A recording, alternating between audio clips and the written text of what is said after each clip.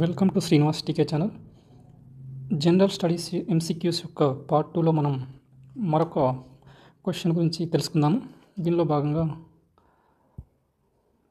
Question కనుక చూస్తే, the national food security act 2013 doesn't include. జాతీయ ఆహార భద్రత చట్టం 2013 పరిధిలో లేనిది. Options: mid day meal scheme, second option integrated child development services, third option public distribution system, fourth option supply of food for all. National food security act అనేది July 5, 2013 ఆమోదించబడింది. దీని ముఖ్య ఉద్దేశం గ్రామీణ జనాభాలో దాదాపు 75% వరకు, అలాగే పట్టణ జనాభాలో దాదాపు 50% మందిని లక్ష్యంగా చేసుకొని పబ్లిక్ డిస్ట్రిబ్యూషన్ సిస్టమ్ ద్వారా సబ్సిడీతో కూడిన ఆహార ధాన్యాలను పొందేందుకు ఈ స్కీమ్ని ప్రారంభించడం జరిగింది. ఈ యాక్ట్ని రూపొందించడం జరిగింది. జనాభాలో దాదాపు 3/2 మందికి భారీగా సబ్సిడీతో కూడిన ఆహార ధాన్యాలను అందించడం దీని లక్ష్యం. భారతదేశంలో అన్ని రాష్ట్రాలు మరియు కేంద్రపాలిత ప్రాంతాల్లో ఇది అమలు చేయబడుతుంది. ఐక్యరాజ్య సమితి జనరల్ అసెంబ్లీ యొక్క మీటింగ్లో నిర్దేశించిన ఎస్డీజీ గోల్స్, సుస్థిరాభివృద్ధి లక్ష్యాల్లో 2వ లక్ష్యానికి అనుగుణంగా దీన్ని రూపొందించడం జరిగింది. దాని యొక్క ఉద్దేశం ఏంటంటే 2030 నాటికి ఆకలిని అన్ని విధాలుగా అంతం చేయడానికి మరియు ఆహార భద్రతని, ఫుడ్ సెక్యూరిటీని సాధించడానికి లక్ష్యం 2 అనేది స్థిరమైన పరిష్కారాలను కోరుతుంది. ప్రతి చోట ఒక్కరికి ఆరోగ్యకరమైన జీవితాన్ని గడపడానికి తగినంత మంచి నాణ్యమైన ఆహారం లభించేలా చూడడమే దీని లక్ష్యం. దీనిలో భాగంగా మిడ్ డే మీల్ స్కీమ్, మధ్యాహ్న భోజన పథకం, పీడీఎస్ పబ్లిక్ డిస్ట్రిబ్యూషన్ సిస్టమ్, ప్రజా పంపిణీ వ్యవస్థ, మరియు ICDS integrated child development services దీనిలో ఇంక్లూడ్ చేయబడ్డాయి. ఈ క్వశ్చన్కి ఆన్సర్ కనుక చూస్తే, పరిధిలో లేనిది అన్నాడు కాబట్టి మిడ్ డే మీల్స్ ఇందులో ఉంటుంది, ఐసీడీఎస్ కూడా ఇందులో భాగం, పీడీఎస్ కూడా ఇందులో భాగం. సో ఆన్సర్ వచ్చేసి అందరికీ ఆహారం సరఫరా చేయడం.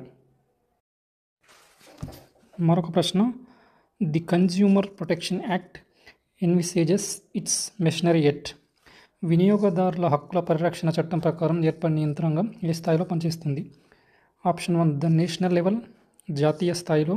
Option 2 the national, state and district levels, జాతీయ, రాష్ట్ర, జిల్లా స్థాయిలలో. The national and state levels, జాతీయ, రాష్ట్ర స్థాయిలలో. Fourth option the state and district levels, రాష్ట్ర, జిల్లా స్థాయిలలో. కన్జ్యూమర్ ప్రొటెక్షన్ యాక్ట్ అనేది ఇండియాలో 1986లో చేయబడింది. తర్వాత దీన్ని 2019లో సీసీపీఏగా, అంటే వినియోగదారుల హక్కులను పరిరక్షించడానికి, అన్యాయమైన వాణిజ్య పద్ధతులను నిరోధించడానికి మరియు వినియోగదారుల అవగాహనను నిర్ధారించడానికి వినియోగదారుల రక్షణ చట్టం 2019 ఏర్పాటు చేయబడింది. దీని యొక్క మంత్రిత్వ శాఖ, నోడల్ మంత్రిత్వ శాఖ కనుక చూస్తే వినియోగదారుల వ్యవహారాలు, ఆహారం మరియు ప్రజా పంపిణీ మంత్రిత్వ శాఖ. సీసీపీఏ యొక్క ప్రధాన కార్యాలయం న్యూఢిల్లీలో ఉంది. భారతదేశం ప్రతి సంవత్సరం డిసెంబర్ 24న జాతీయ వినియోగదారుల హక్కుల దినోత్సవాన్ని జరుపుకుంటుంది. ఎందుకంటే డిసెంబర్ 24న భారతదేశం వినియోగదారుల రక్షణ చట్టాన్ని స్వీకరించింది. ప్రతి సంవత్సరం మార్చి 15న ప్రపంచ వినియోగదారుల హక్కుల దినోత్సవాన్ని జరుపుకోవడం జరుగుతుంది. ఇందులో భాగంగా మనం క్వశ్చన్ కనుక చూస్తే, వినియోగదారుల హక్కుల పరిరక్షణ చట్ట ప్రకారం ఏర్పడిన యంత్రాంగం ఏ స్థాయిలో పనిచేస్తుంది అనేది ప్రశ్న. ఇది మనకు 3 స్థాయిల్లో పనిచేస్తుంది, 3 అంచెలు. ఒకటి డిస్టిక్,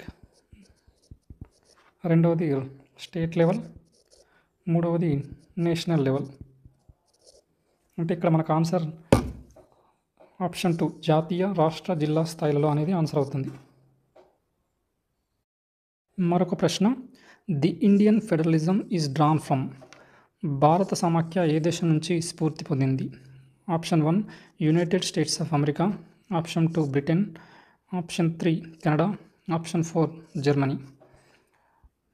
మన భారతదేశ రాజ్యాంగం వివిధ రాజ్యాంగాలను సమగ్రంగా అధ్యయనం చేసిన తర్వాత రూపొందించబడింది. మన భారత రాజ్యాంగం అతి పొడవైన లిఖిత రాజ్యాంగం. ఇది వివిధ వనరుల నుంచి తీసుకునబడింది. దృఢ మరియు అదృఢ రాజ్యాంగం అని కూడా చెప్పవచ్చు. మరియు ఏకీకృత పక్షపాతంతో కూడిన సమాఖ్య వ్యవస్థ అని కూడా చెప్పవచ్చు.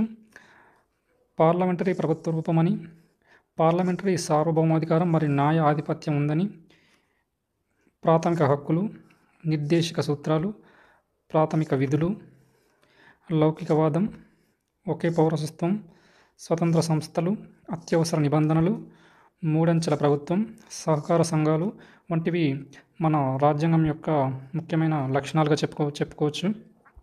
ఇందులో మనం ఈ రాజ్యాంగంలో అంశాలను వేరే రాజ్యాంగం నుంచి కొన్ని అంశాలను తీసుకోవడం జరిగింది. అందులో ఏ రాజ్యాంగం నుంచి ఏం గ్రహించాము అనేది మనం ఇక్కడ డిస్కస్ చేద్దాము.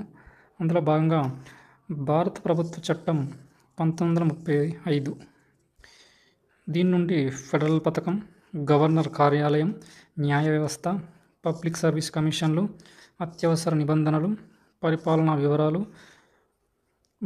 భారత రాజ్యాంగం భారత ప్రభుత్వ చట్టం 1935 యొక్క నకలు అని చెప్పవచ్చు.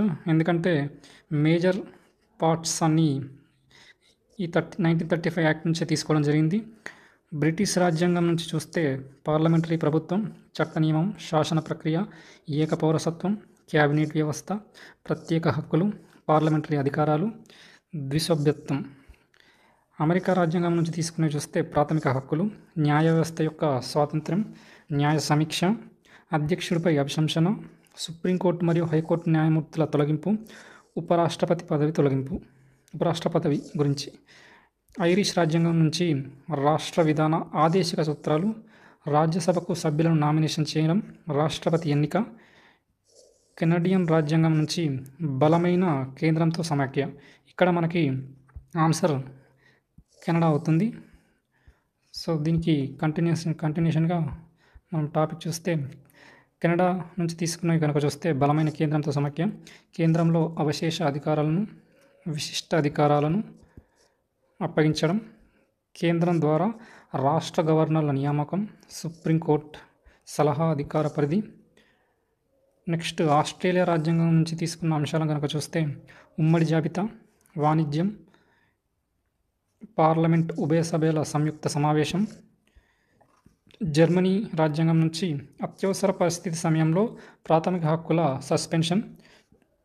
సోవియట్ రాజ్యాంగం ప్రస్తుత రష్యా నుంచి ప్రవేశికలో గల ప్రాథమిక విధులు, న్యాయం యొక్క ఆదర్శం అంటే సోషల్, ఎకనామికల్, పొలిటికల్. ఫ్రెంచ్ రాజ్యాంగం నుంచి ప్రవేశికలో గణతంత్రం మరియు స్వేచ్ఛ, సమానత్వం మరియు సౌభ్రతత్వం వంటి అంశాలను తీసుకోవడం జరిగింది. దక్షిణాఫ్రికా రాజ్యాంగం నుంచి రాజ్యాంగ సవరణ, రాజ్యసభ సభ్యుల ఎన్నికకు సంబంధించిన విధానం. జపాన్ రాజ్యాంగం నుంచి చట్టం ద్వారా స్థాపించబడిన విధానాన్ని తీసుకోవడం జరిగింది. మరొక ప్రశ్న, the disputes between government of India and one or more states can be heard by supreme court under it's.